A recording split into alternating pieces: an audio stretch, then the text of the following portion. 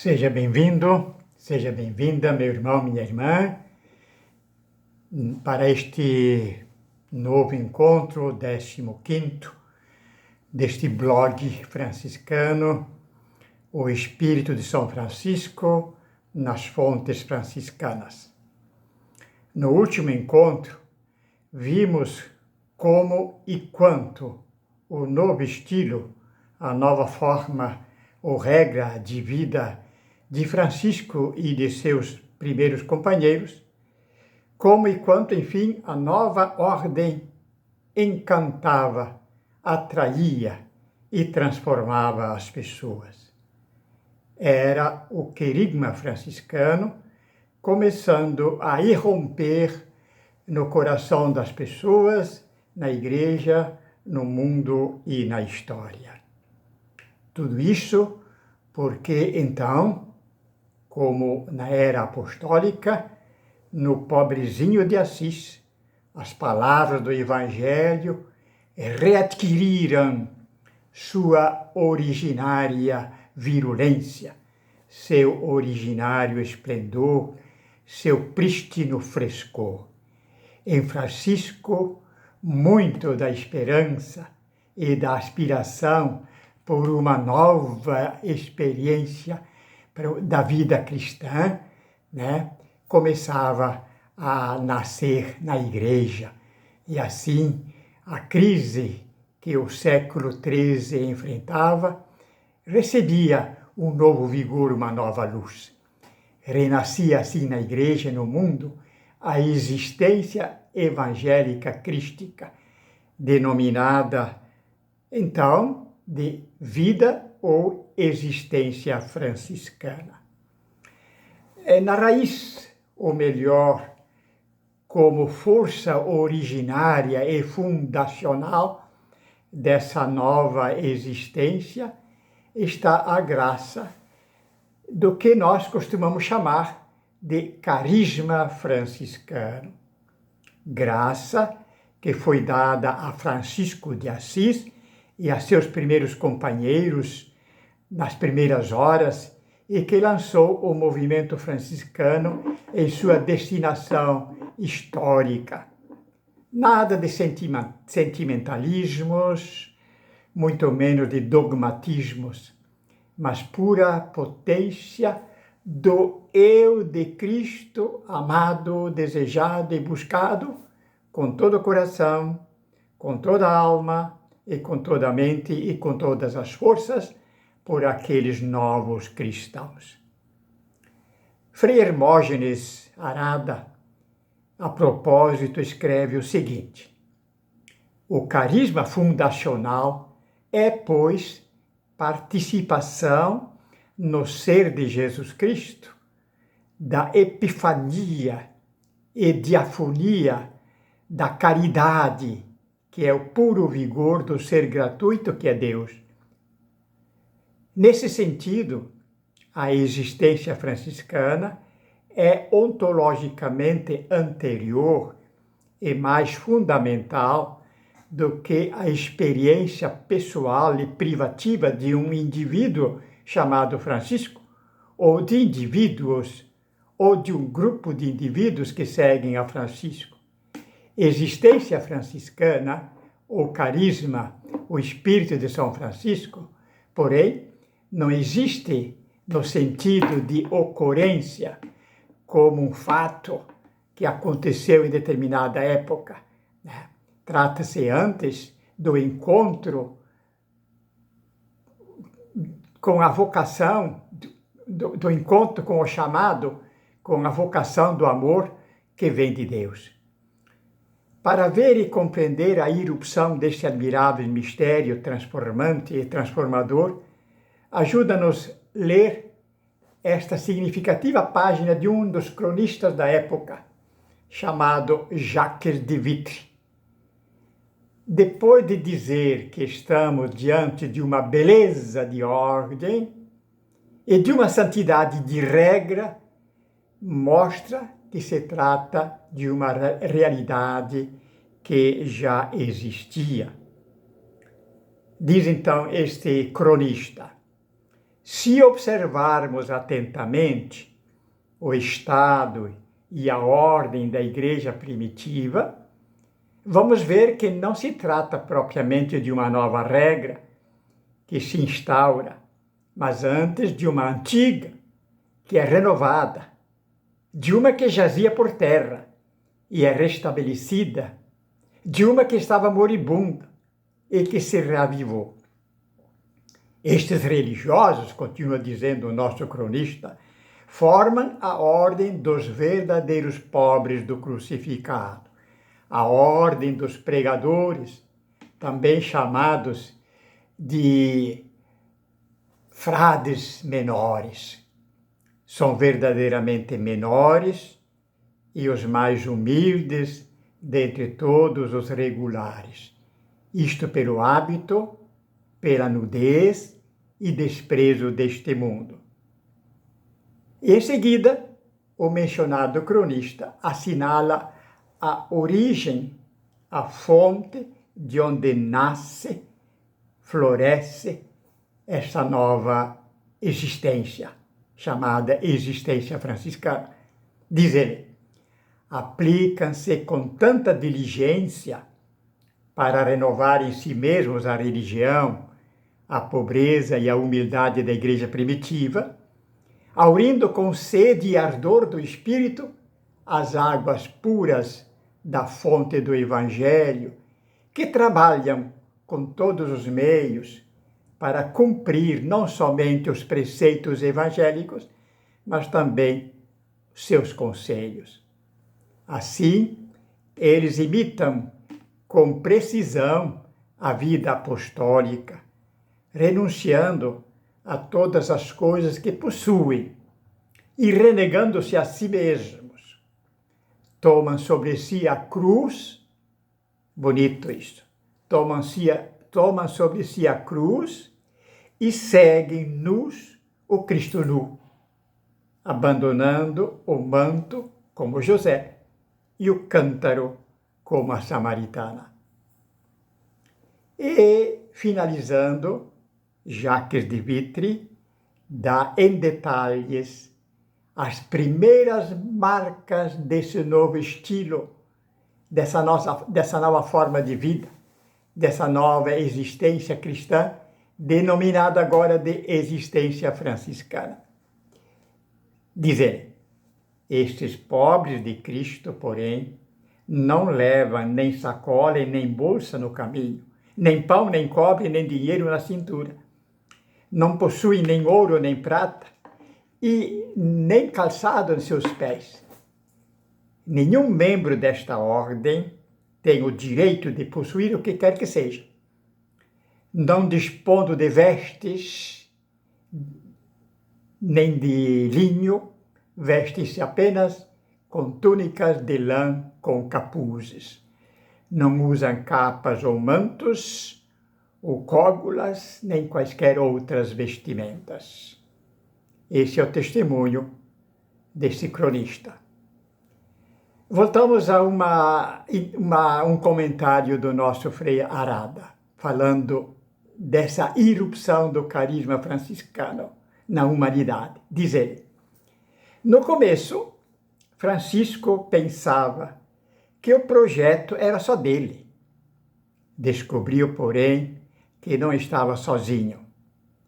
Começou assim a entrar no grande projeto da humanidade, que é a fé cristã, que o que estava buscando era universal. Algo que desde Jesus Cristo até ele, Francisco, milhares de pessoas o tinham buscado, cultivado, dando até a própria vida. Nesta constante passagem do natural para o projeto de vida, Francisco recebeu companheiros do mesmo projeto de vida e começou a ter uma nova pertença. O Pai de Jesus Cristo, o próprio Jesus Cristo, os apóstolos, a igreja, enfim, todo o povo de Deus. Assim, agora, ele, Francisco e todo o povo de Deus estava caminhando naquele ideal que ele tinha escolhido, descobriu que aquilo que parecia um projeto individual era muito pessoal, muito comprometedor, muito engajado, mas nada de particular. Era um ideal enorme da humanidade toda, da humanidade nova iniciada por Jesus Cristo. Por isso, ele foi até o representante desse povo de Deus, o Papa.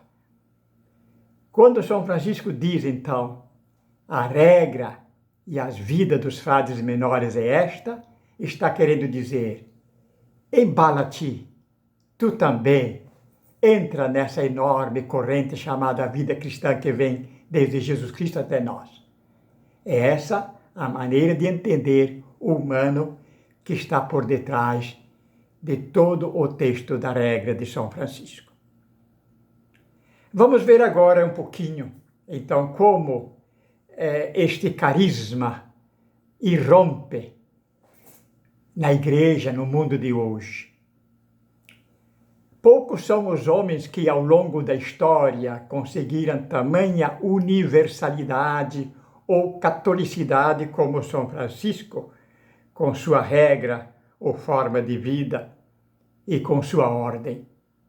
Que o diga o mundo da literatura, que vai desde seus agiógrafos, como Celano, São Boaventura, os autores dos Fioretti, passando pelos poetas Frei Jacopone de Todi, com seu Stabat Mater Dolorosa, Dante Alighieri com sua Divina Comédia, e os modernos, como o protestante Paulo Sabatier e sua Questão Franciscana, como Chesterton com sua Vida de São Francisco de Assis, como o grego Nikos Kazantzakis com o seu Pobre de Deus, como o jovem socialista Eduardo Gemelli, que depois de convertido torna-se Frei Agostinho Gemelli e escreve o seu famoso franciscanismo e etc.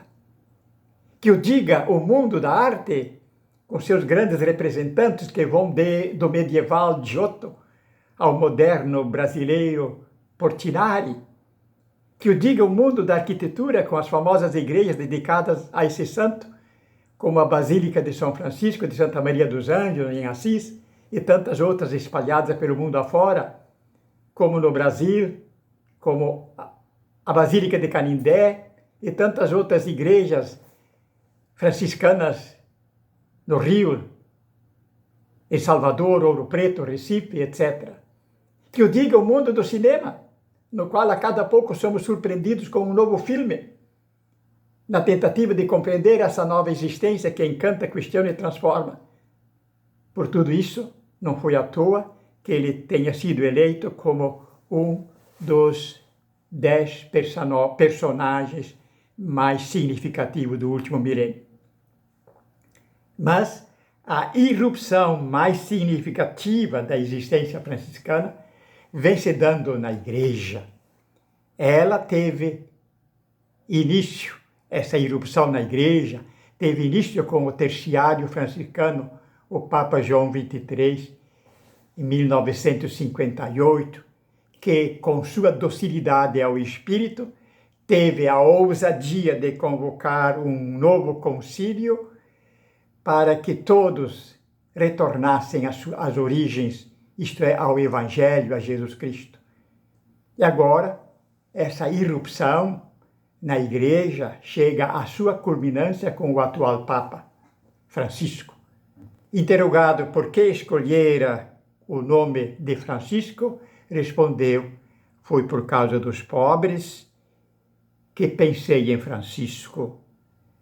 Depois, enquanto na eleição o escrutínio prosseguia, eu pensei nas guerras, e assim surgiu o homem da paz, o homem que ama e protege a criação, com o qual hoje temos uma relação que não é tão boa.